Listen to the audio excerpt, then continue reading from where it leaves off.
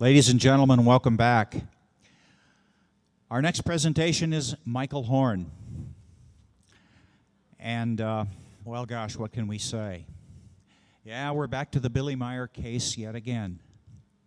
But you know what? It's still the most important case out there.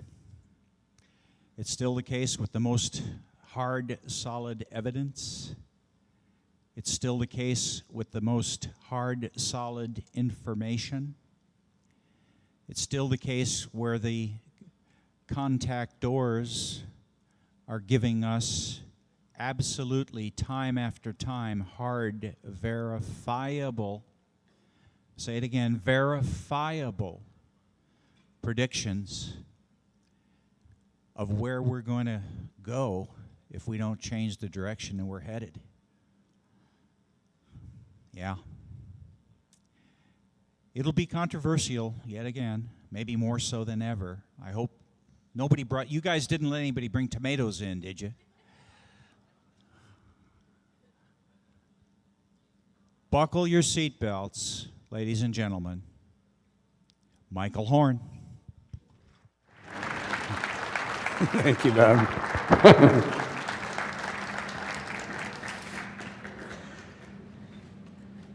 And in conclusion,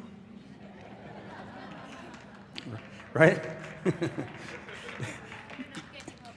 Well, you may feel like that after a while. I'm just, Bob's warning about controversial. I guarantee you this will be controversial. First, for Terry, for Bob, and their family, we do this with a great deal of love.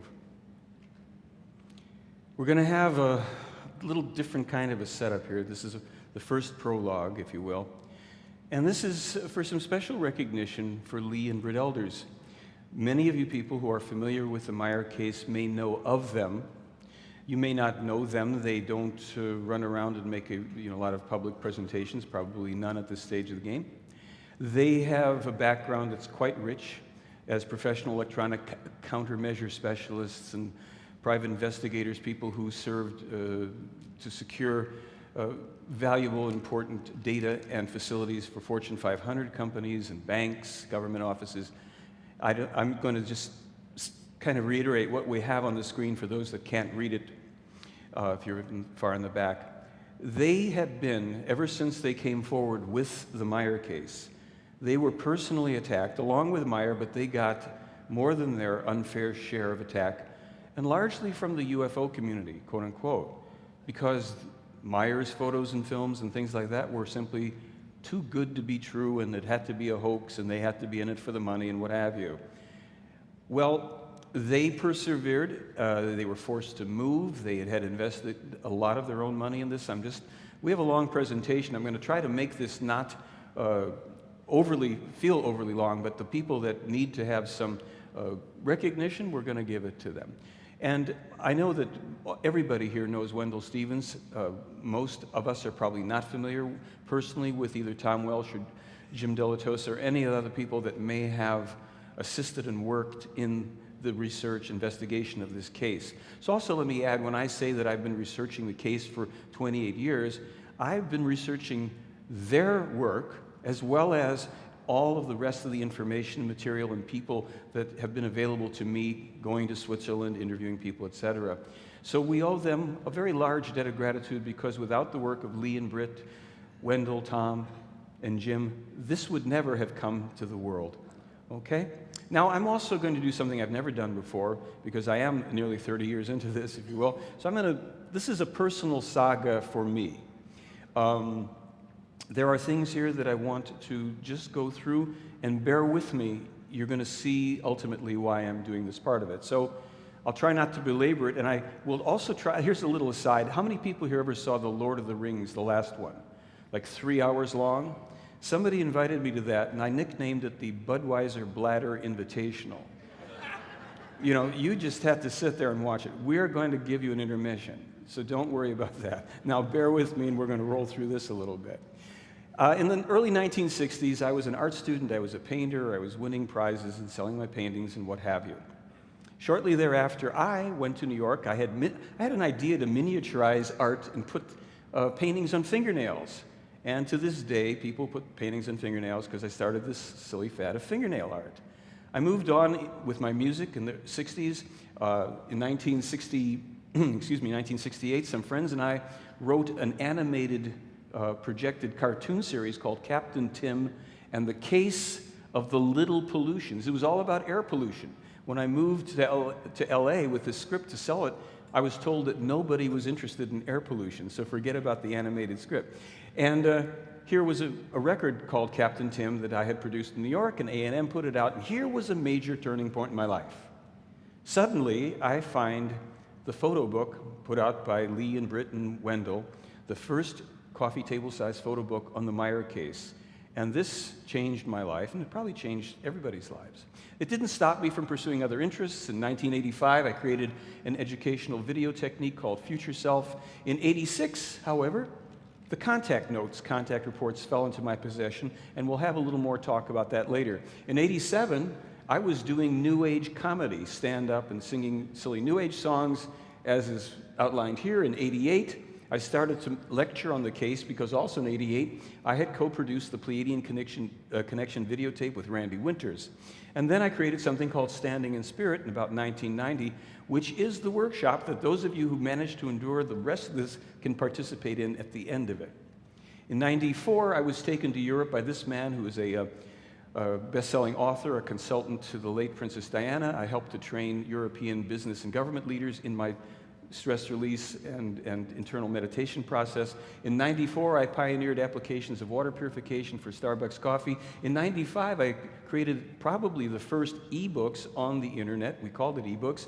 And in '97, I was in 2 issues of Inside Kung Fu magazine doing advanced strength and flexibility Qigong exercises. In '99, and this will be important again later, is the first article I wrote for UFO magazine on the Meier case. In 2002, I made my first, I think it was my first presentation on the Meier case, because in '95 I was at these conventions doing New Age comedy, etc. In 2003 I put out the 2 Sit and Get Fit tapes that I created, Regenerative Movement. I was teaching at hospitals and for senior facilities, which I still do to this day. In 2004, the Meier Contacts, which I now call a collector's item because it has information on it that was published before the events occurred.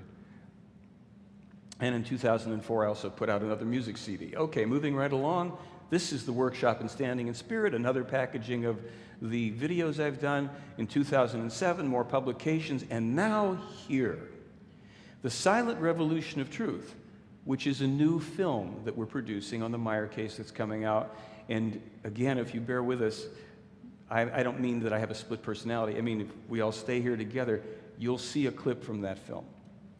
Now, of course, all these other things that I do, can do, still do. Why am I doing the Meier case? Because, as it says here, it's either the biggest, most impenetrable hoax or the most important story in all of human history.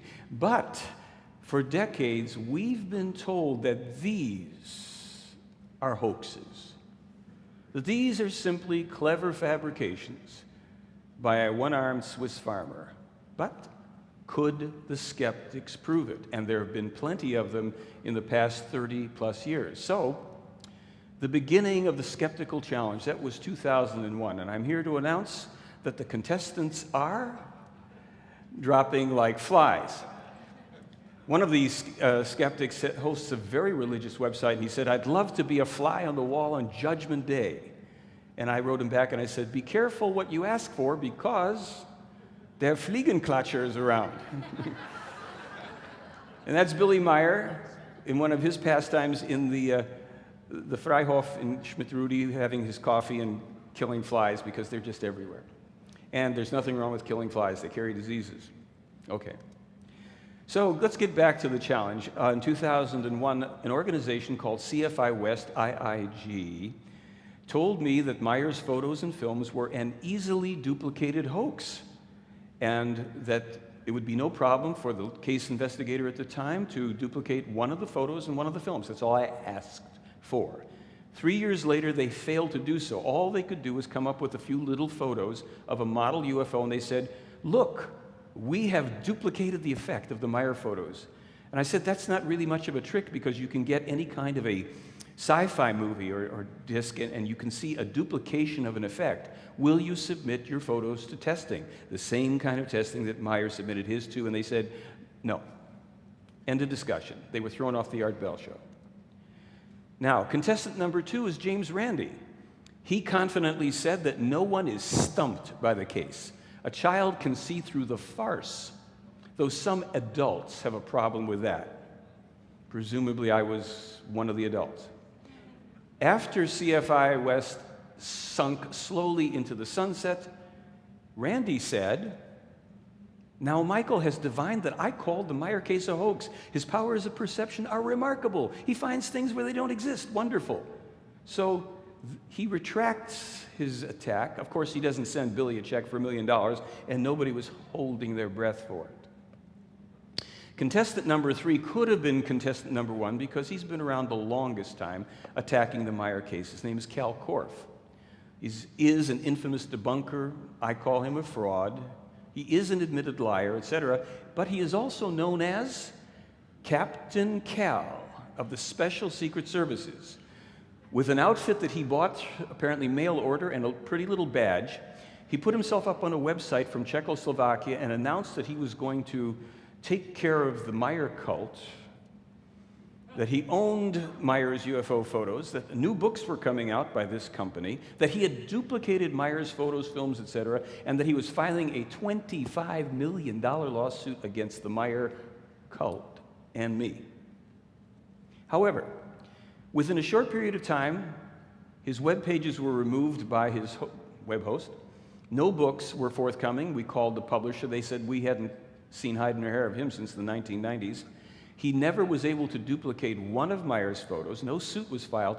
And 16 questions that I had put to him on our first 2-hour radio debate in December of 2006, where I awaited the answers in the next radio debate, he failed to answer any of them, and he has apparently not only gained further anonymity, but he's now attacking the other debunkers. This is like one of those comedies of error. Contestants 4 or 5, 2 nice gentlemen, Gene Steinberg and David Biedny. Mr. Biedny claims that he is, and he probably is, a Photoshop expert, but they claimed that they had proved that Meier had deliberately hoaxed out-of-camera double exposure using lights, a black curtain, and an enlarger. Here was the photo in question. Now, if you look down here, and I'm at a funny angle, but you'll see that there's a repetition. This structure right here, see it with the X on it, or the structure? That you can see traces of 3 images of that.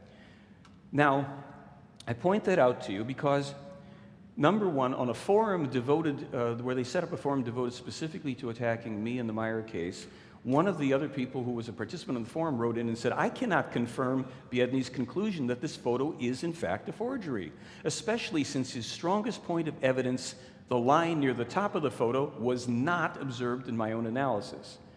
This guy, DX27S, I don't think I know him. He never wrote me. Now, more interesting to me was the fact that this gentleman, whom I've known for 50 years from high school or thereabouts, is a skeptic about UFOs, even the Meier case. I don't believe any of this stuff. I said, fine.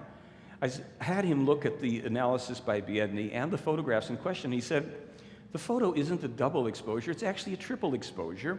This probably was done in camera because as an accident, it would be very, very hard to do this outside of camera. And the skeptic should prove it by duplicating the photo. They refused to even try.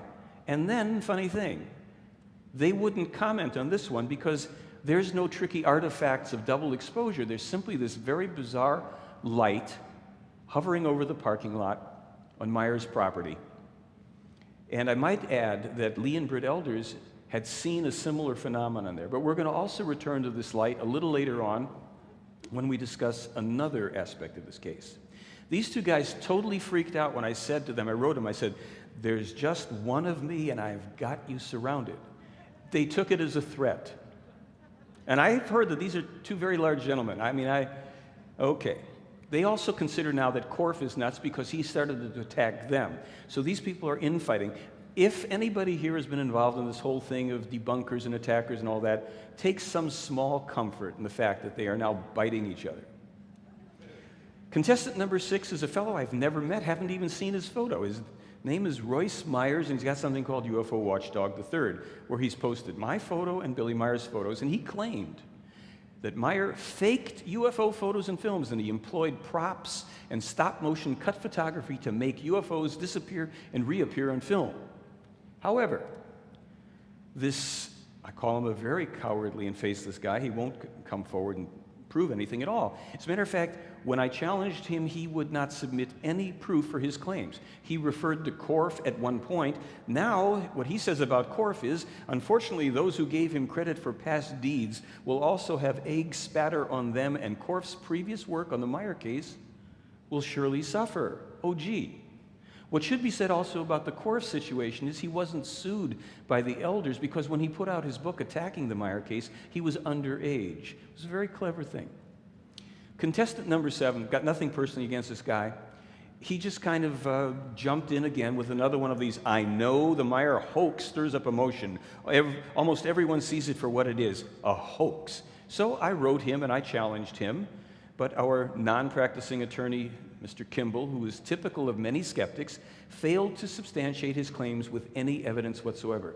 So imagine this. You've got lawyers coming on the internet, and this is the second of the lawyers, I won't even go into the other case, where they're making these statements and defaming somebody, and when you say, well, prove your case, give us your evidence, they have nothing. Of course, he did add to the fun because he's now calling Korff delusional. Contestant number 8. This is what this case has attracted, and more, but these are the low points I'm giving it to you. A fellow named Jeff Ritzman. He's a professional photographer, he's a model maker, and he's a skeptic. And he claimed that he could duplicate these photos and video. This is the famous wedding cake ship. Many people still think this is a hoax. This is obviously some, collection of Christmas tree ornaments and what have you, and that's got to be a miniature tree, and this thing's just attached to it. Well, I know that it's going to be enormously hard, if not impossible, to read this. Even on my computer, it's hard. This is from a fellow named Randy Arena, who says that he has grown bonsai, miniature trees, for a long period of time, including fir trees, such as those that are depicted in the photograph by Meier, which we're also going to look at in a moment. He says it's not possible for a miniature tree to produce what he calls new club-shaped growth as shown.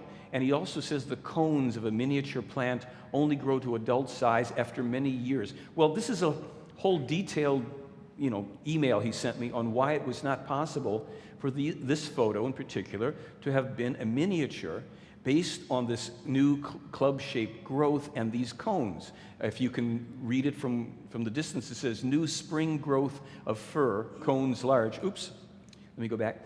A 3.5 meter unmanned beam ship in focus.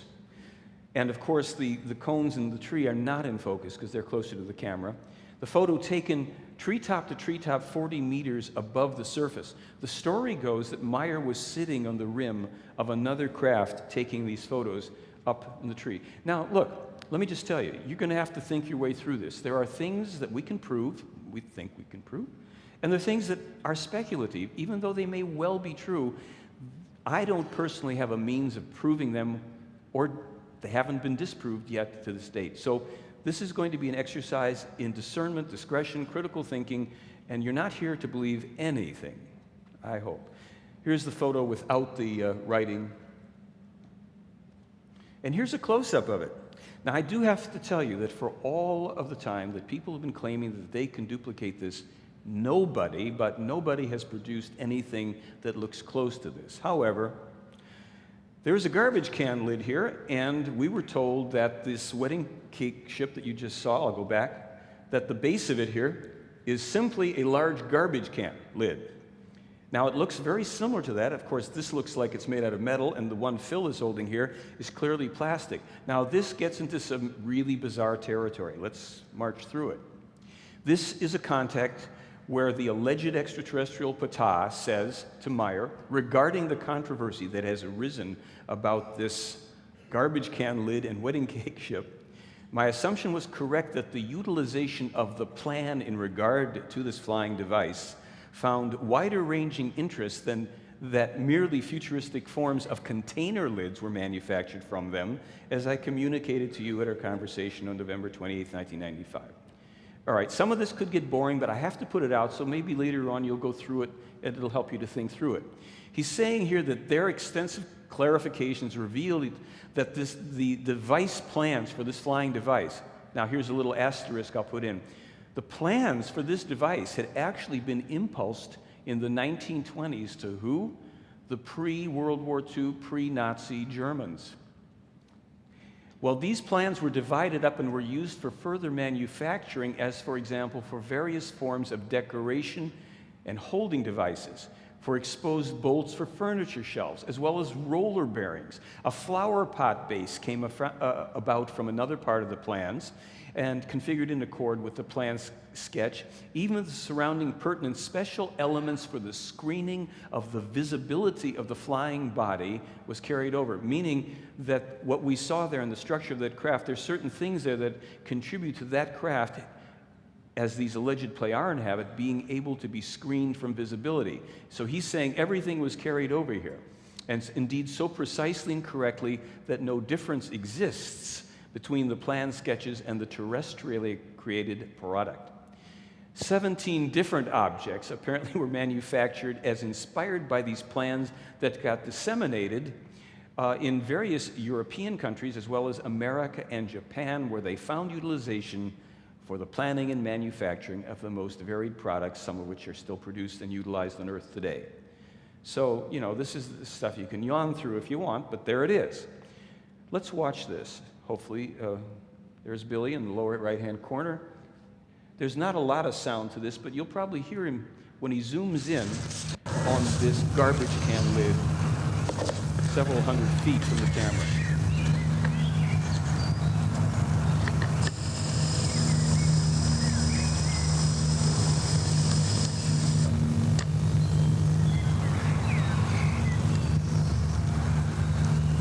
There it is, sitting basically motionless. Some people detect, they say, a little up and down motion. I don't know. Okay. Now watch the second zoom. That looks like what, 150 to 200 feet perhaps? Guns. Now that's the distance from the camera. Folks, that's not a miniature tree. But according to Mr. Ritzman, he had duplicated and even surpassed Meier's beamship photos, and his didn't need a bonsai or model tree to hold him up. So let's look at some of these others where Ritzman claimed it was a model UFO with a bonsai or miniature tree.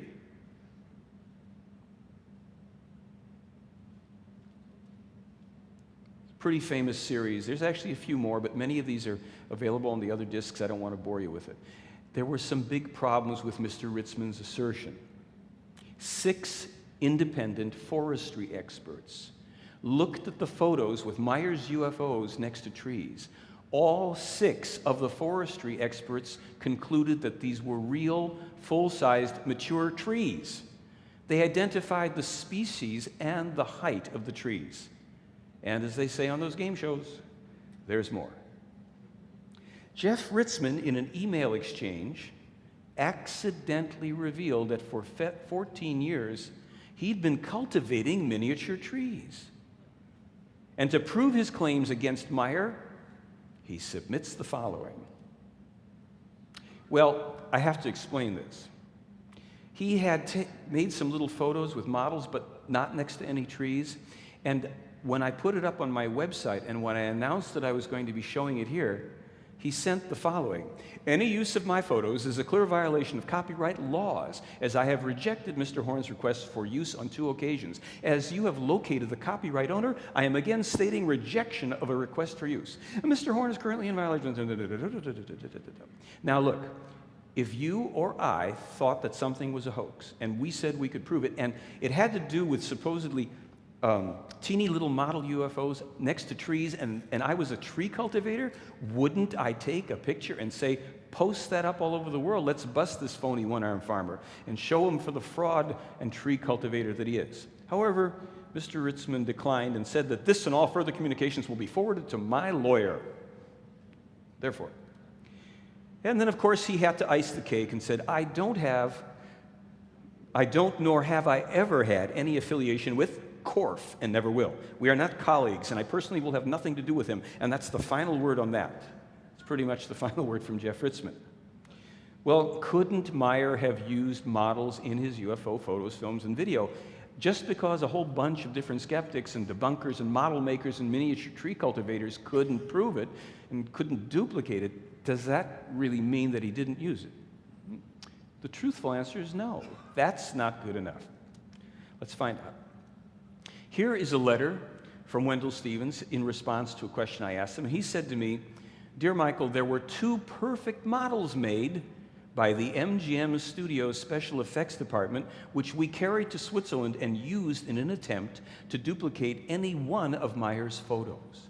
They were big 18 and 24-inch diameter models, perfectly painted to match the colors in Meier's photos, his pictures. After we had suspended them in a number of the scenes photographed by Billy and had Billy photograph the model in those scenes for us from the same positions, I'll show more of that in a minute, as for the originals, with the same camera and identical ASA 100 positive slide film like originally used, we gave them to Billy. Later, I saw one of them hanging from the ceiling of his little lean-to study, which is now gone. I do not know what happened to them after that. Jim Delatoso easily identified the photos with the model in them, though we pretended we had found new pictures in Billy's files. When I first gave JD copies of the model photos we had shot, I simply said we had more UFO photos from Switzerland. After he looked at them, he wanted to know more about the new pictures, as they were not the same as the earlier ones. Excuse me.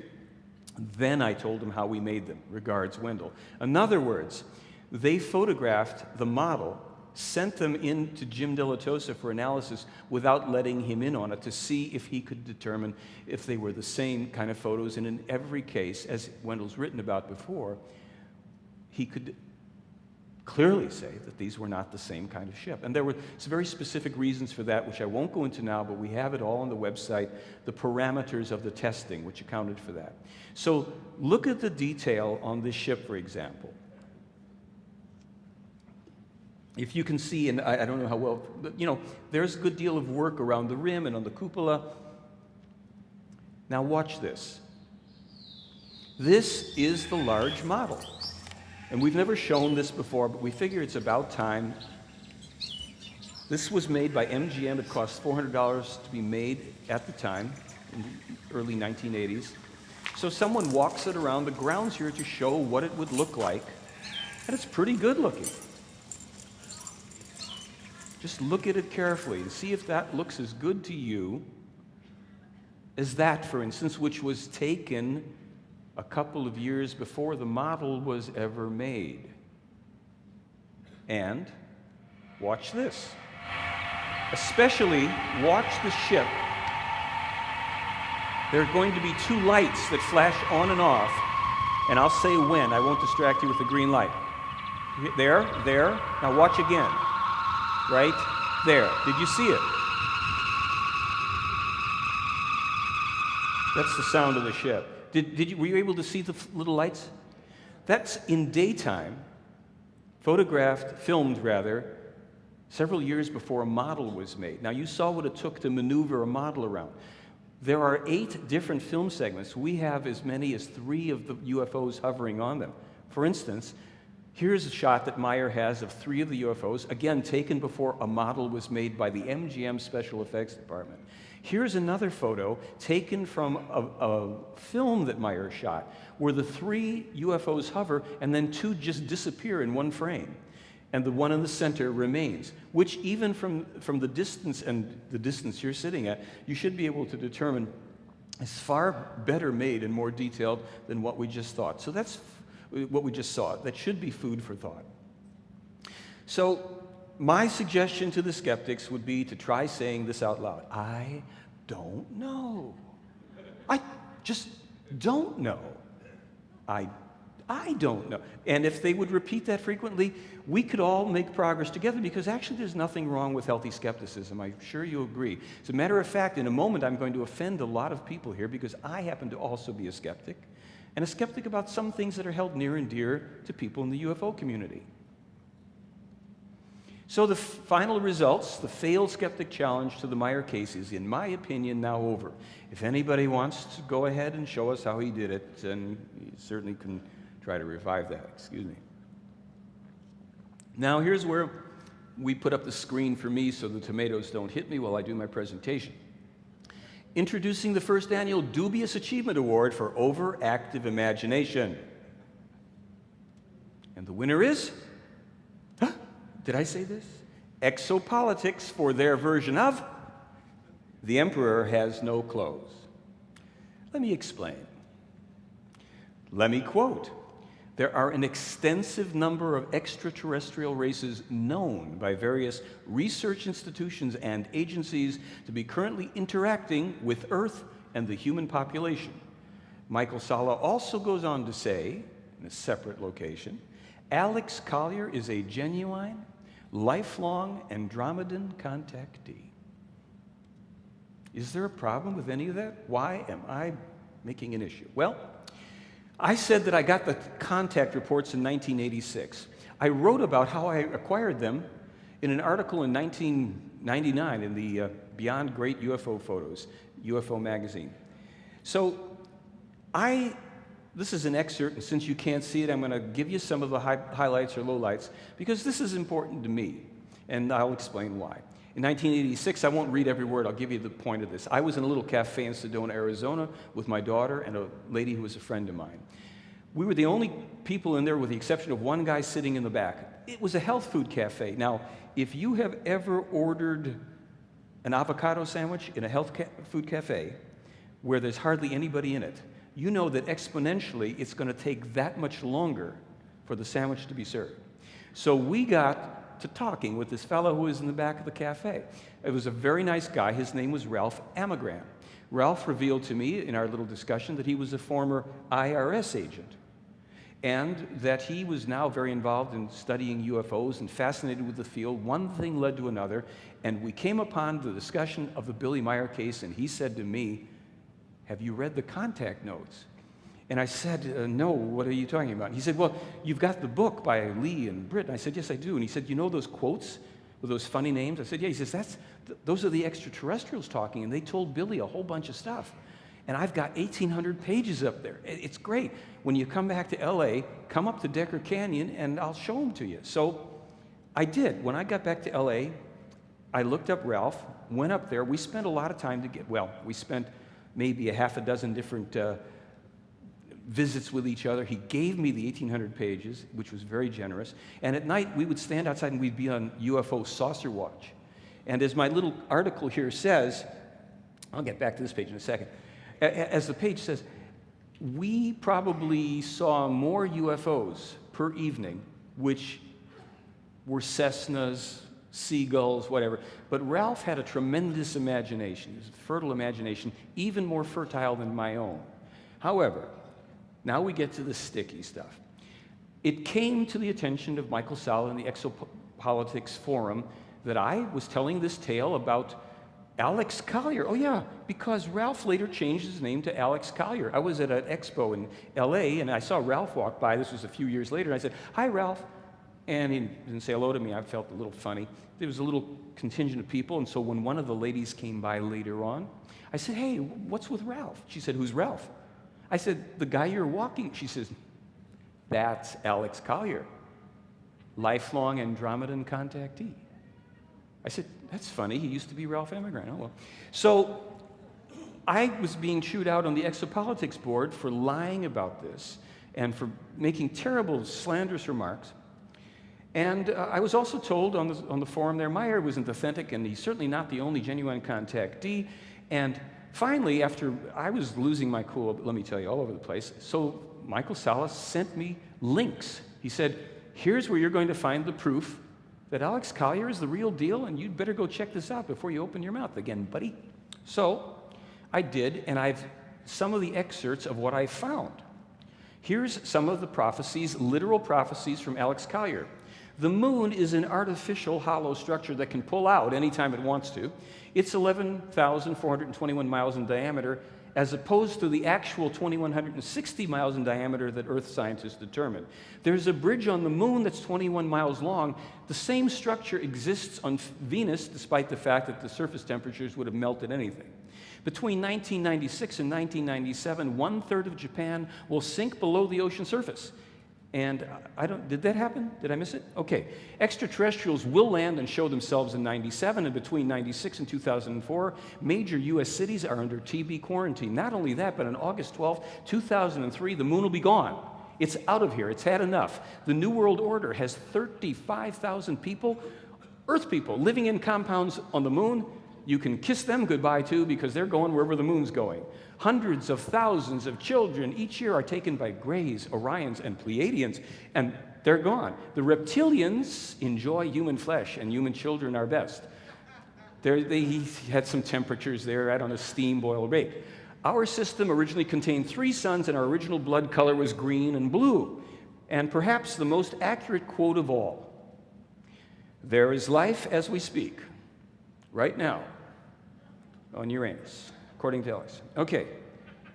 Now, on top of that, since this lifelong Andromedan contactee had come forward with volumes of this stuff, and I was the one who was incorrect, I wondered why he hadn't even taken one photo similar to this, because this, according to Meier, who at least has some evidence to argue about this and the preceding photo I showed you of it, from a little race of Andromedans who are basically in semi-material and light form, and this is a light craft. This craft, supposedly, as they say, populated by little tiny Andromedan people. Meier could have no contact with them. They simply came, they visited. The ship changed shape, it got longer, there was a ball of light at a certain point, but nothing from Alex to substantiate that story. So I was ticked. And to this day, and I asked many times, Michael, would you either explain or defend or retract your support for all that nonsense? You sent me these links. This man is a contactee, blah, blah. Nothing. So I say he can pick up his award backstage or maybe show me where I've made my mistakes. Well, why can't we all just get along, and why do I have to be such a grumpy little troll and cause trouble here in the UFO community? Because, to the best of my knowledge, these claims are not true. Let's remember that I'm representing a case here of a man who's been vilified and had 21 attempts on his life for standing in his own truth. And when our future survival is the issue, which I have my position on it is that it is, why indulge in fantasies? Why should we run ourselves around in silly circles? If ETs really wanted to meet us, they've had a long time to do so. Well, then, what about me? Well, I'll tell you what about me. I'm frequently accused of saying that the Meier case is the only genuine case. Everybody else is wrong. I'm overzealous, I'm impatient, and I have very, very, very bad netiquette. I flame on forums when I'm attacked. The truth is that I'm often guilty of that, all of that stuff. But I still haven't seen anything comparable as proof for any other case in more than 28 years. It doesn't mean that it doesn't exist, that you or somebody else doesn't have it. I simply have not seen it. And so, let me make this clear. This is the position as expressed by Guido Musburger that expresses Meier's point of view and that of the alleged extraterrestrial Pleiarans.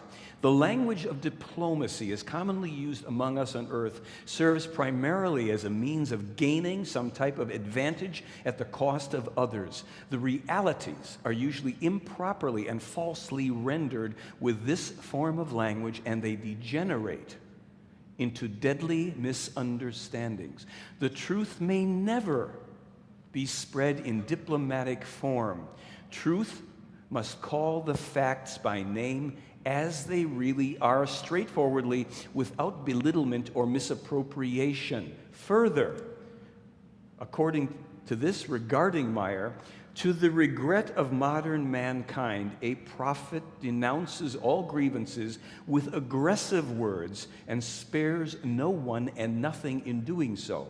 For those who feel personally addressed, this is naturally not very flattering and does not suit them the least bit. But with the current deplorable state of affairs on Earth, the necessary clarity cannot be accomplished by any other way than with harsh language. So what are we really searching for? If it isn't diplomacy and everybody getting along and just saying, yeah.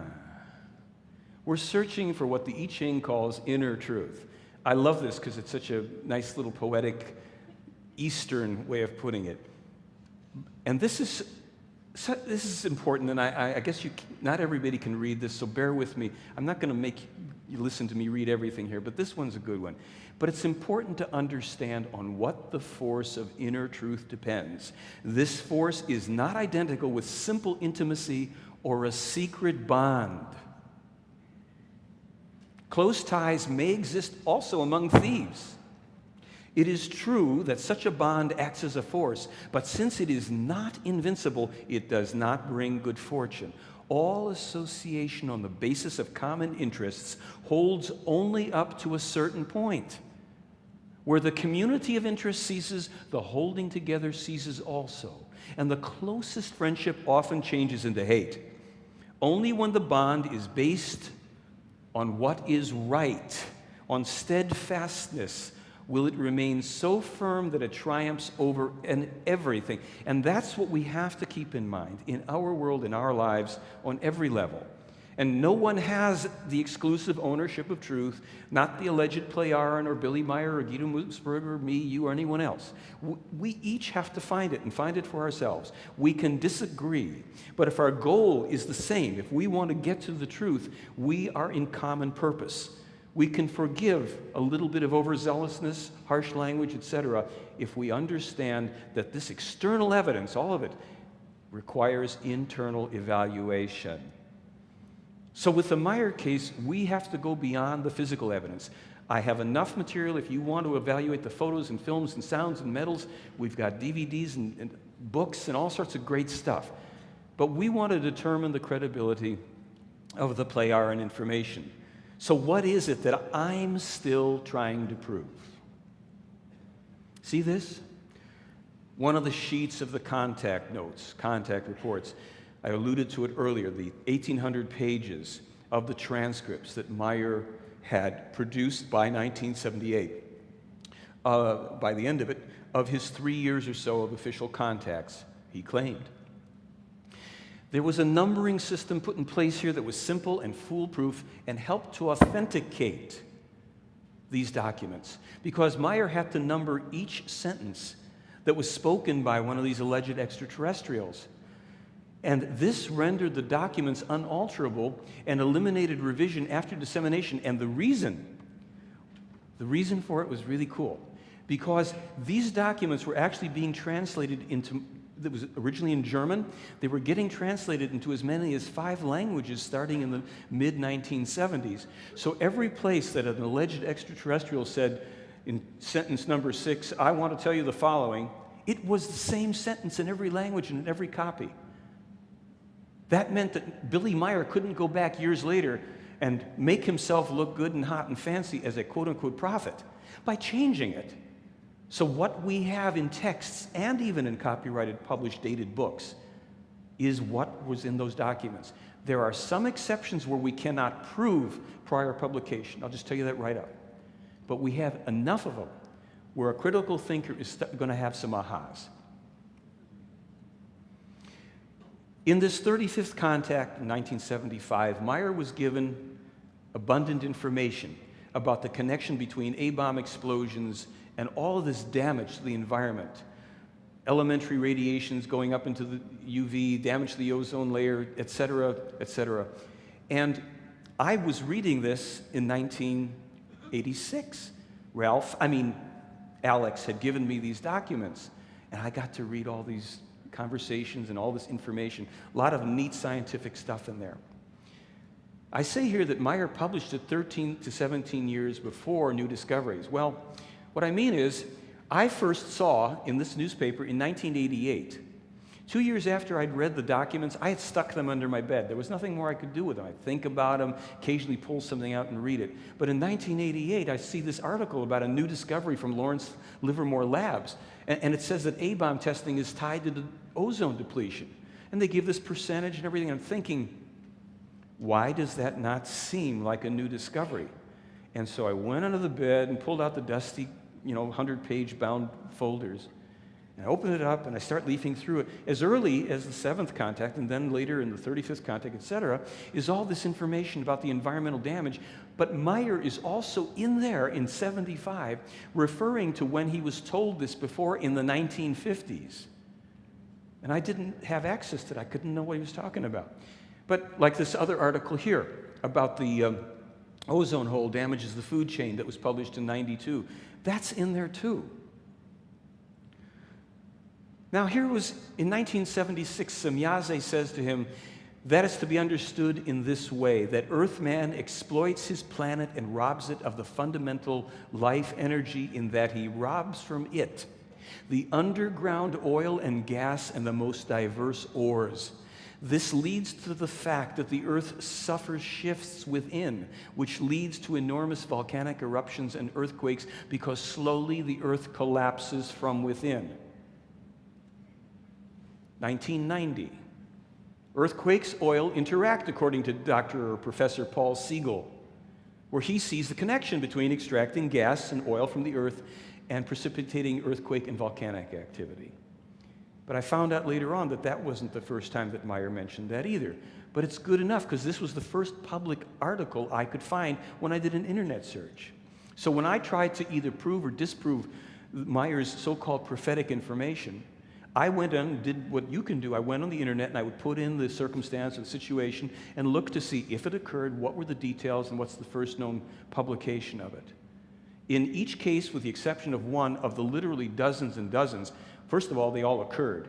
With the exception of one case where Meier wasn't the first person to publish the information, he was the first person to publish it in all other cases, including earthquakes, landslides, wars, terrorist activities, deaths of people, etc. That got my attention. The earth will not come to rest because earthquakes of much greater magnitude will shake her. However, they will be of a terrible magnitude to a degree that nations and islands will sink. Unusually severe droughts will move across the world in order then to be succeeded by flooding of severe proportions. Well, that got me to thinking, so I went back and started to read. I wanted to know what the Pleiaren thought about this and about that. Maybe I'd missed some things. So pertinent to what we're involved with, I wanted to know, what do the Pleiaren think about, we're jumping around here, UFOs? According to them, most sightings, nowadays for sure, are secret military craft, and the UFO cover-up started in 1915. We have free articles on my website where you can read the transcripts where they flesh this out. I'm giving you some bullet points. In 1915, over the battlefields of Europe, these objects were seen hovering. Each side thought it belonged to the other. They finally figured it out that it's not ours, it's not theirs, and there was a pact, a de facto agreement made, whereby nobody would let this whole extraterrestrial thing become known, and that the major powers in agreeing to not disclose also kind of went along with the negative ET image as promoted and promulgated by the U.S., especially through, I guess, the Roosevelt and Truman era. The War of the Worlds radio broadcast, some of you know about that, was done with some severe arm twisting to both H.G. Wells and Orson Welles. Under threat to their lives and their families, they would go ahead and get this tailored for radio, and he would do it, and they would start to put out an image, an idea of hostile, deadly, deformed, weird alien creatures coming here to harm us. Some of this information has already been alluded to some degree. There's more in the Meier material on that. They also say that part of the agenda is for a fake UFO attack. Now, you may notice that in the past several months, we've had the O'Hare Airport in, what is it, North Carolina, and someplace else recently. Where's that? Yes, whatever he said. That they're seeing, UFOs, and people are getting some vague photos and what have you. Gee, all of a sudden, that's making the news and the Drudge Report and everything else, right? Where you couldn't buy your way in with a new UFO story just a few months ago or a year ago. Now there's UFOs all over the place. Well, control of the masses, and I'm not a big conspiracy theorist, I really am not. I don't go for most of it. I don't doubt it, though, at this point. The biochipping, we see evidence of that. They were telling Meier about this, Well, you'll see. Meier wrote about it even earlier. Cloning, according to Meier, has been going on for 30 years in this country. It's secret military levels in various types of ways, not only a genetic type of cloning, but through drugs and surgery, the altering. And what they are saying is that a lot of what we think are extraterrestrials, if and when we see, if it isn't a hallucination or a bad dream, and there's a real interaction, they're saying, sorry folks, those ain't coming from out there, they're coming from down here. Well, now that we are stirring those waters and having a lot of people go, I don't think so, what do they say about extraterrestrials, terrestrials? Well, overpopulation is a huge problem, but that's probably not what they meant by that. Okay. According to the Playaran, and this is when you get into the vast histories contained in the Meier material, for which the contact reports from the 1970s, as well as ongoing, contain the details of so much. It's beyond imagination. It certainly was actually even beyond Ralph's imagination. There's a fellow whose name was pronounced Nocodemian, and more than 12 billion years ago, it is alleged, this is speculative because I can't prove it, right? Neither can you, I guarantee you.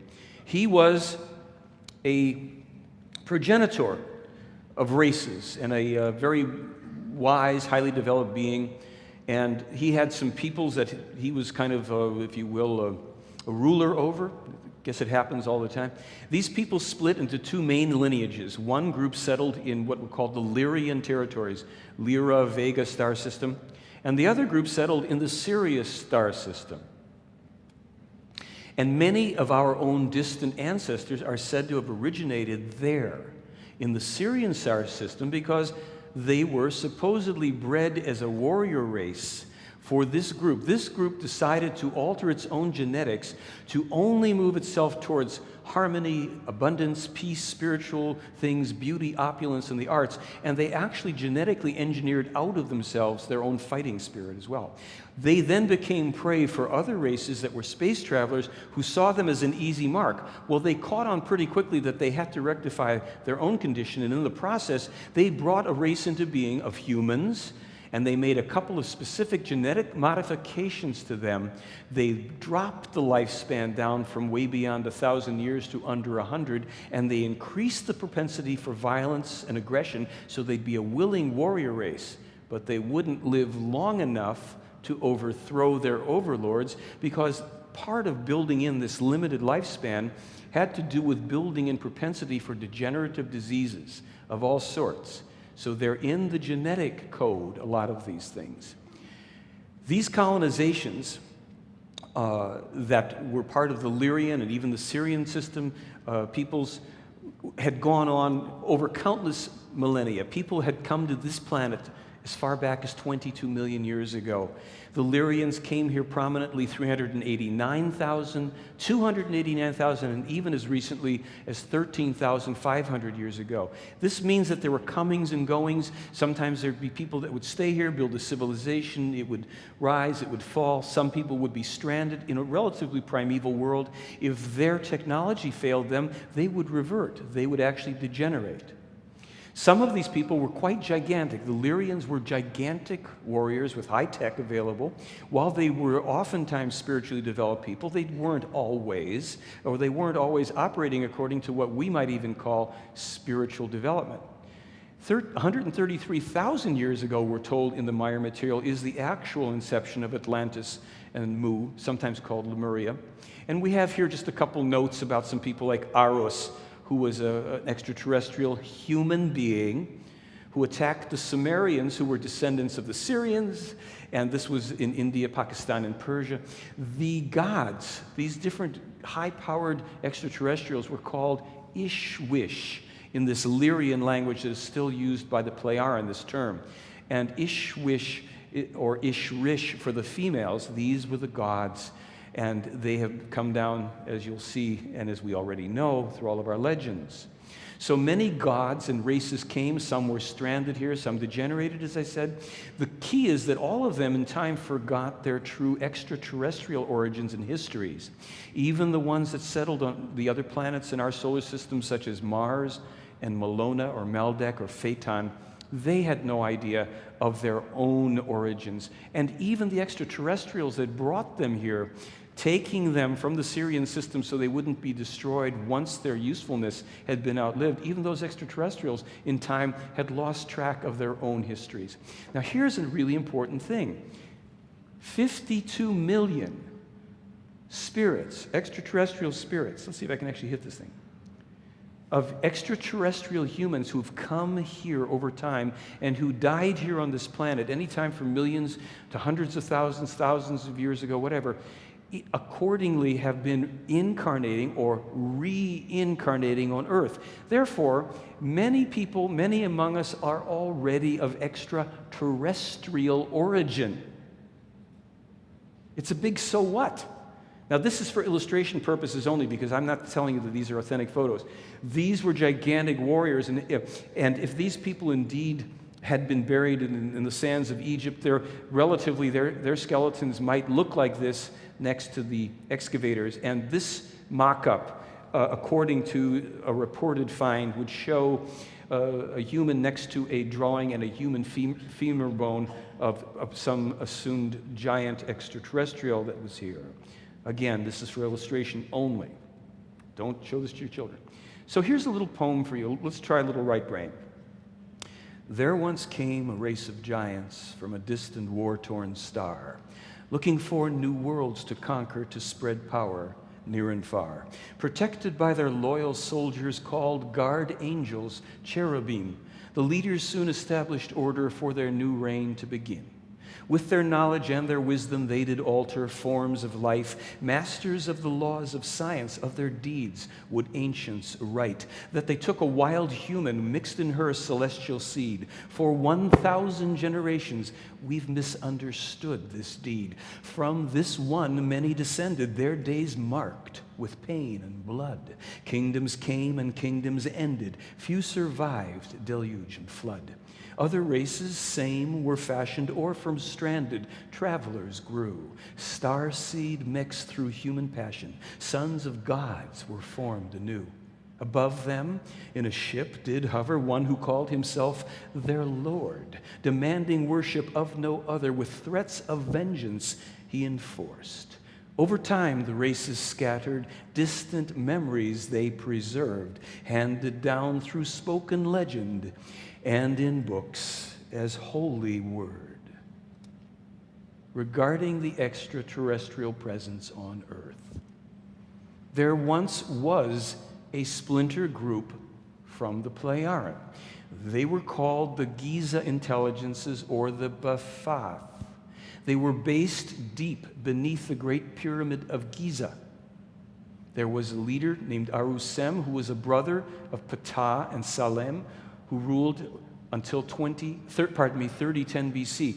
We probably know the name Ptah. We've heard it from ancient Egypt as well as from the alleged extraterrestrial of these times. Then Jehovah, who was also known as Hen. Then, Kamagal the first in 2080 BC. He started his reign then. Kamagal the first was the one who introduced blood sacrifice to earthly religions, not only in the Middle East, but in South and or Central America. All terrestrial religions were created or assisted in creation and misdirected by the Ba'ath. They controlled hundreds of politicians and religious leaders. They were the hidden negative force behind the Tula and society and Hitler. They did this through a sophisticated telenotic electronic means of mind control. Kamagal II was engaged in the mass murderings of Earth humans. He was a force behind this type of thing. He lived a long time, finally died in 1976, according to the Pleiaren.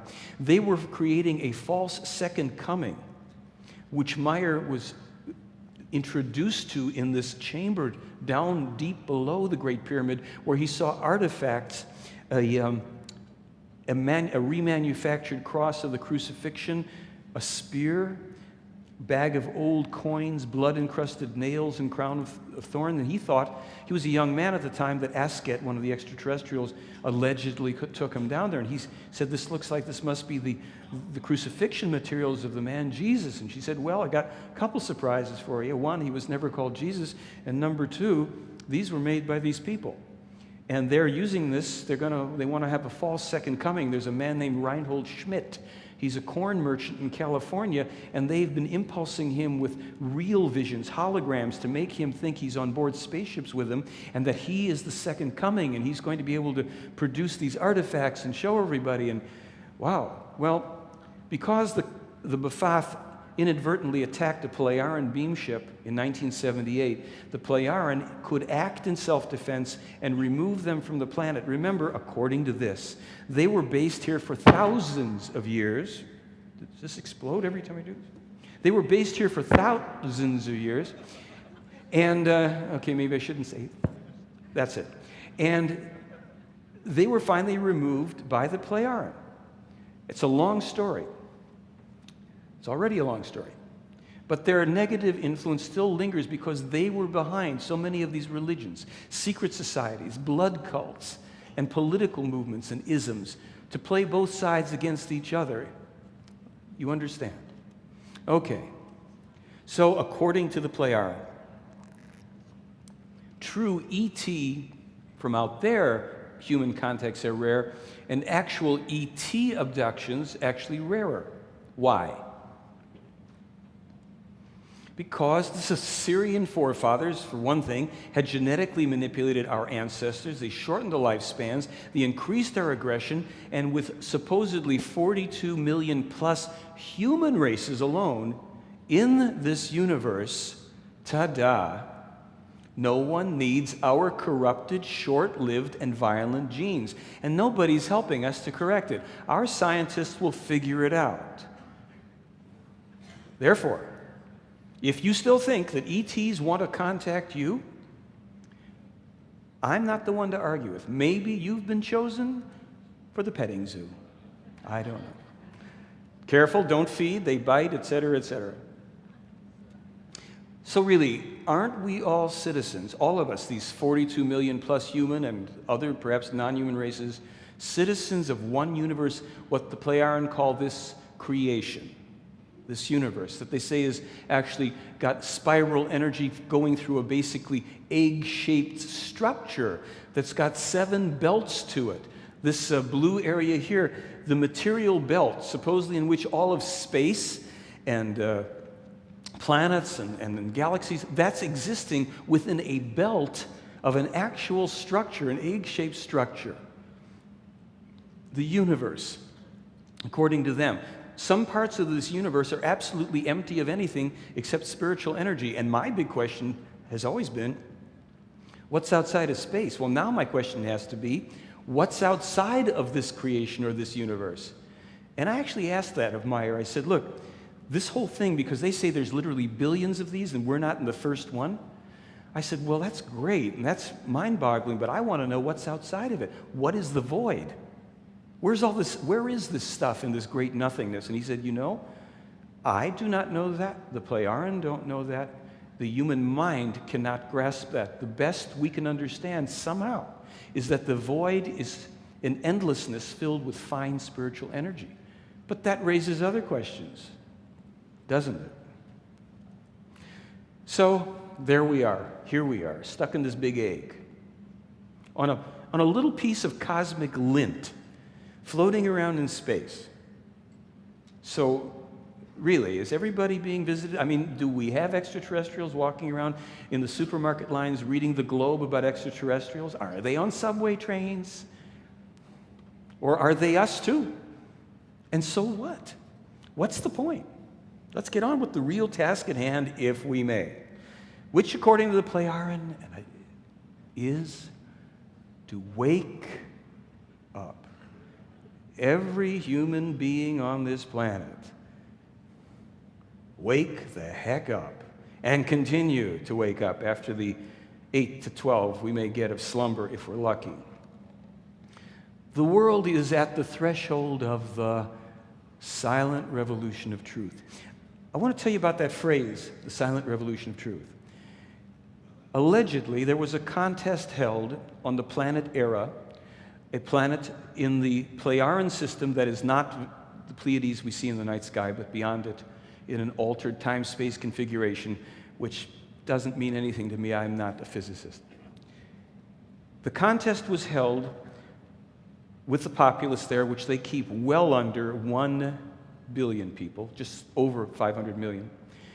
And the contest was to encapsulate in a slogan, in a phrase, what Meier's mission on Earth is about in this incarnation.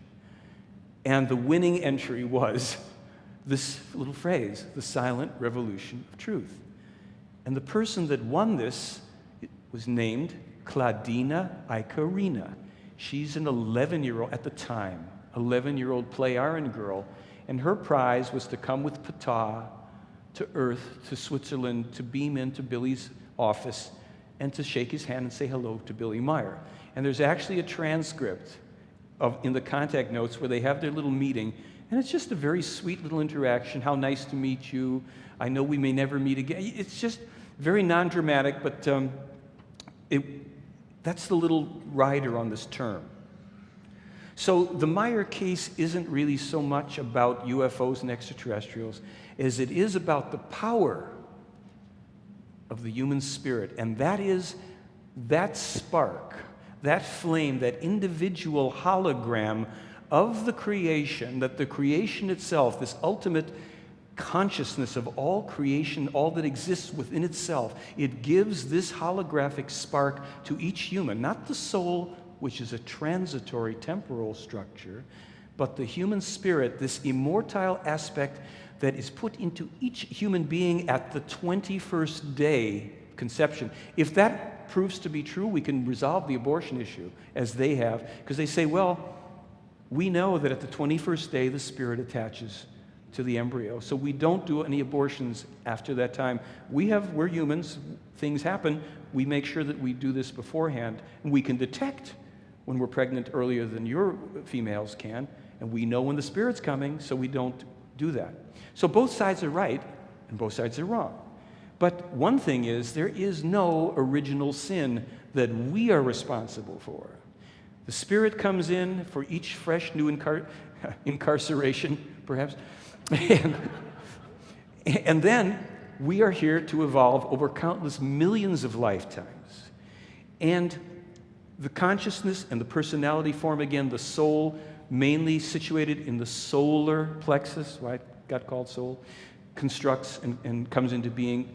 And the spirit is you'd say it's a perfect balance of positive and negative. We have to have both positive and negative experiences to grow. And so the spirit, too, has this potential for the positive and the negative. And over these countless millions and millions of lifetimes, the spirit, too, is evolving. It's not fallen, it's simply in a more ignorant state at the earlier stages of incarnation. Our human spirits, those of us sitting here, our spirits are already millions of years old, have gone already through hundreds of thousands, if not millions, of incarnations of shorter or lesser degree, and always as humans, never as animals, cantaloupes, or insects. Although it could be arranged. Now, that's the TH sound, I can't do that. Thousands of this. This is what the true prophets of all ages are trying to tell us. And it's the message that's been corrupted by virtually every religion. The power of the human spirit. And the problem is that all religion and all religions rest on the following inadmissible, catastrophically illogical premise. What's in this book is true because the book says it's true. Now, that doesn't mean that there isn't truth in religions, books, what have you. But this premise, it's true because it's in this book. You can't do that in a kindergarten, a first grade classroom when you start with books. You can't do that in a court of law or an institution of higher learning. You say something's true, you've got to go about proving it. I've been making presentations on the Meier case for almost 20 years, quote unquote, to prove it. Proof is a matter of you take all of the best evidence and you have to think through it and come to some logical conclusion, not because it's in a Billy Meier book or in a Bible or in any other form. So think about it. The person who chooses the religion, the God, is the authority. It's not the other way around. Here's an example. We have a big room like this. We set out some tables. We put out the Bhagavad Gita or the Mahabharata, whatever, the Old Testament, the New Testament, the Book of Mormon, name something else that's a holy book, whatever. Put it out. Of course, the Quran.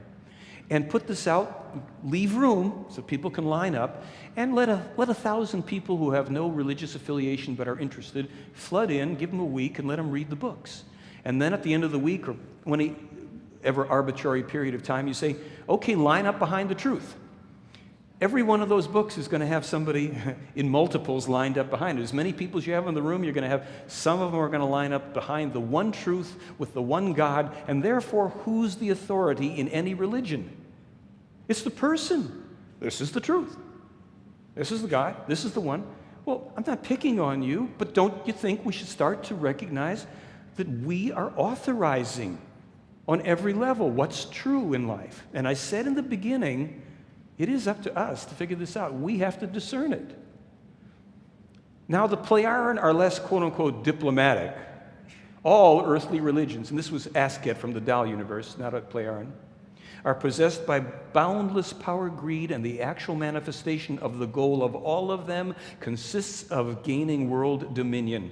Religion is the greatest and most dangerous power for the obtaining of world dominion, which without exception is striven for by all belief directions as far as they are aligned in a religious or secret society manner.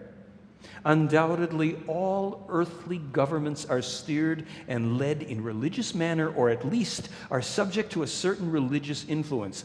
And these governments, on the other hand, also independently undertake constant efforts on a political basis to seize world dominion for themselves. These vicious efforts on both sides have again and again led to war actions and to other death-bringing transgressions, whereby uncountable human lives were annihilated. Gee, could that be true? Well, you certainly don't have to believe that. You can think about it. You can also pick up the newspaper, turn on the radio, the internet. But thinking is an inside job, so think about this. Reincarnation is a fact of life. That's something to think about. And now think about this. Don't worry about dying. You'll live through it. That's the good news, right? So let's talk about prophets. I mentioned prophets before. I threw that off when I mentioned Billy Meier as a prophet, and somebody here, certainly at least one person's going, oh, what do you mean? How can you say that? Prophets of the old age, Enoch or Henoch, and these are the years that the Plejaren say they were born and died in. We go from Enoch to Elijah, to Isaiah, to Jeremiah, to Emmanuel and Muhammad. Now I'm going to come back here. Let's just put it this way. Remember I told you long ago about Nocodemian, a being who was a very, very high-level being who had lived billions of years ago. It was said that he had gone through evolution and into the semi-material, semi-physical, into the totally energetic light body form, into the lower levels of spiritual realms. Speculation, I grant you. Don't know. It is said that that spirit agreed, instead of to continue in the spiritual evolution for billions and billions of more years in the disembodied form, to go back into the incarnational cycle to function as a prophet on different worlds where lineages of its original peoples, remember, from the Lyrian Vegan system, had incarnated and gone south, just taken bad left turns and degenerated and become warlike and crazy and overly zealous and religious and what have you. So this spirit form agreed to go back into incarnation, meaning it would have to forget on conscious levels its previous grandeur, elevated abilities and knowledge.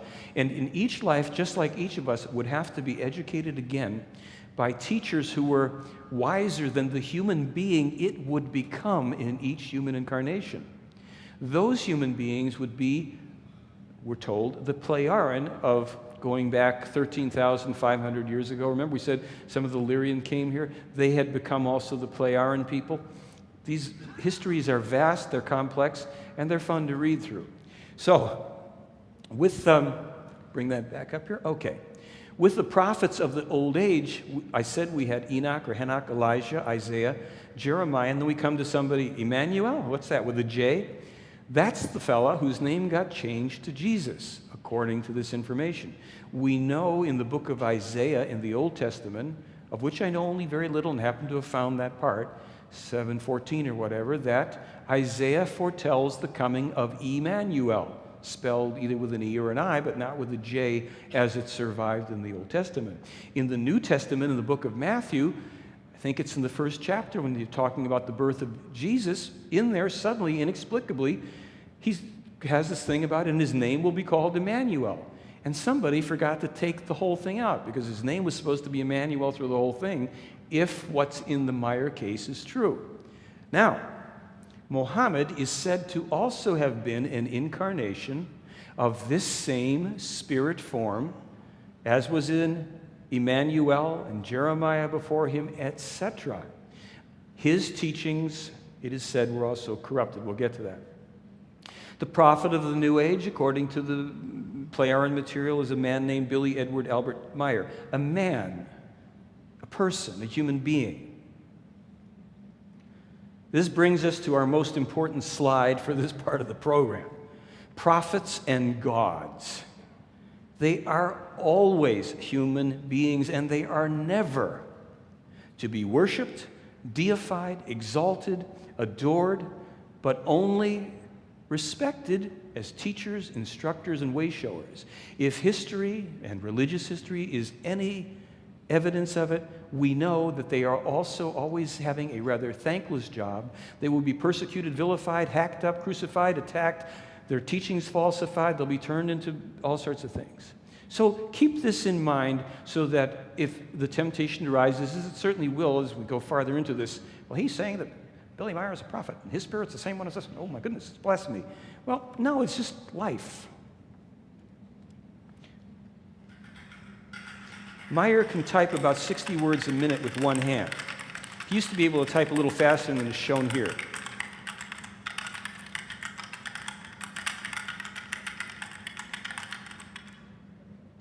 He could do that for hours at a time when he was receiving, here, let me just explain in case you don't know about this.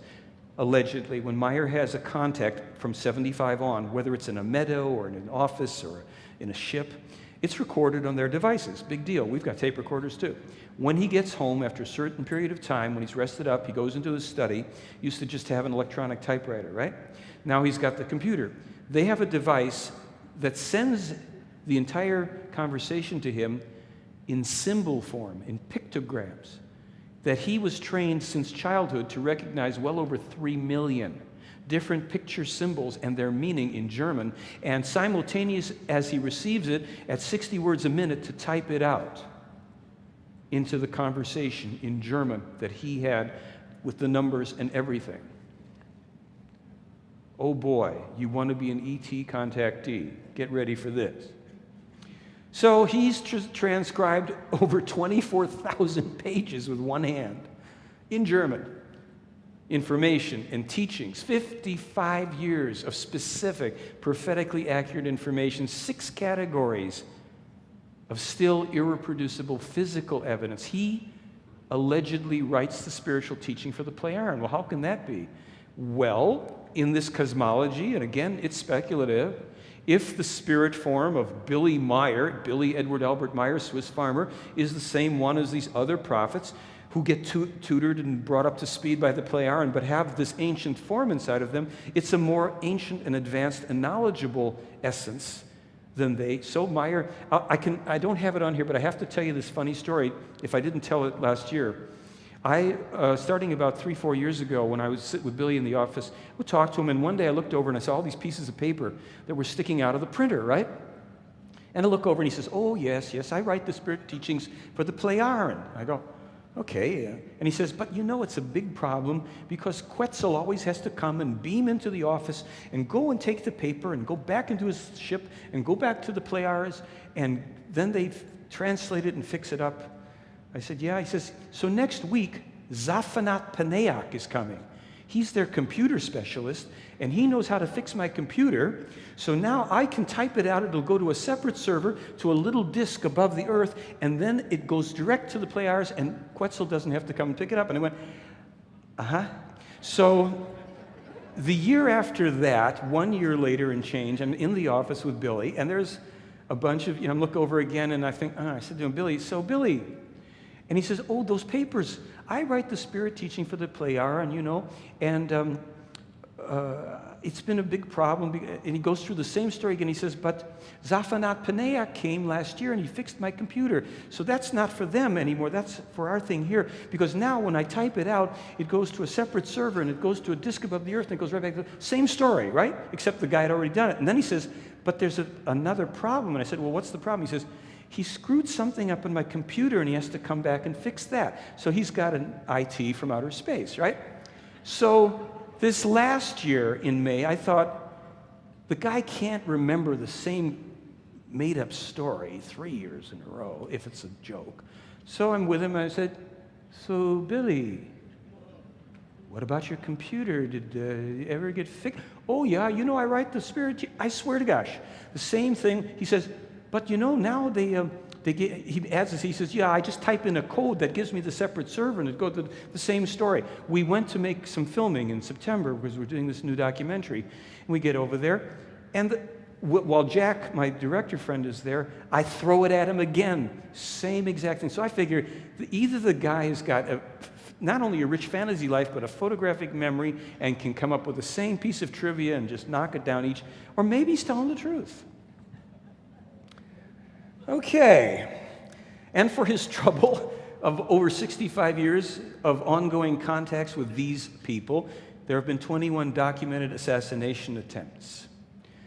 So with prophecies, why are we fascinated with these prophecies? They're like weather reports, except you can't change the weather. A prophecy is still changeable until it becomes a prediction. So why the inaction? Some inconvenient truth from Billy Meier, circa 1951. Al Gore, eat your heart out. Still, there's time to stop the monster that's prophesied for the future of the entire terrestrial humanity. Let me just hit the bullet points. He's talking about the fact that at least in 1951, countermeasures could be enacted to change things for the better if the scientists, the authorities, the governments, and the military were up to it.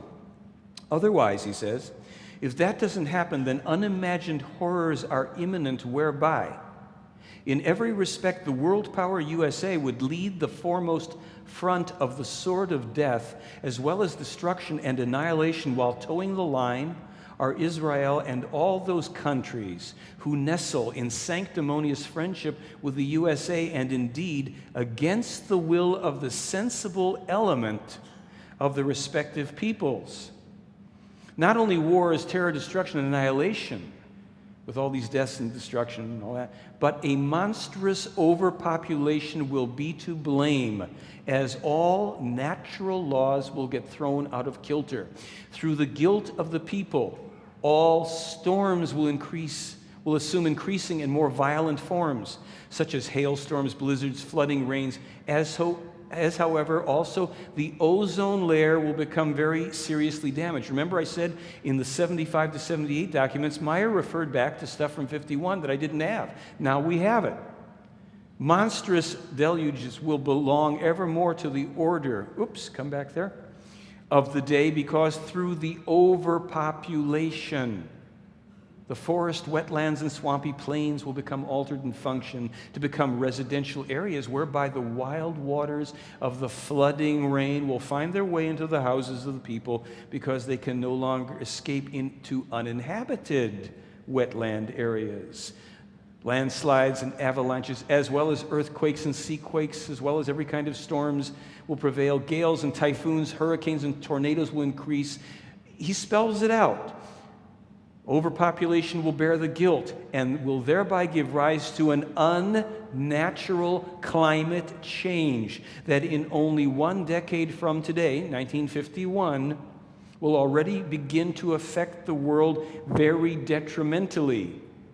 The monstrous mass and weight of the cities and villages continuously stress the inner structure of the earth more and more, through which the tectonic plates will be adversely affected, inevitably leading to increasing tectonic displacements and faults, etc., earthquakes, etc. They're warning in 51, and Meier sent this letter around to 3,000 different people around the world. And for his trouble, he got nothing in return. He, in this letter, also speaks about that these tremors will influence the entire volcanic activity on the world, so that there'll be a worldwide activity because they're interconnected. And that especially in places that are unreasonable for habitation, according to Pleyard, such as places built too closely to volcanoes or beaches by oceans, rivers, and seas, that these shorelines and these locations will be inundated by storm waves and tsunamis, and the ever-growing overpopulation will only add to the problems, which will become insoluble. Famines increase, old illnesses will return. They even say that mass tourism, along with economic refugees, we call that today illegal immigration in any country in which it takes place. They're very much against that. They say it imbalances everything. You will have strife and wars. People have to bring their own populations up to the standard of living that they would like to have, not flee into countries to try to reap the fruits of the benefits of those countries. It's not good for either party. They never learn that way, and the system breaks down. Criminal gangs from so-called third world countries will spread out.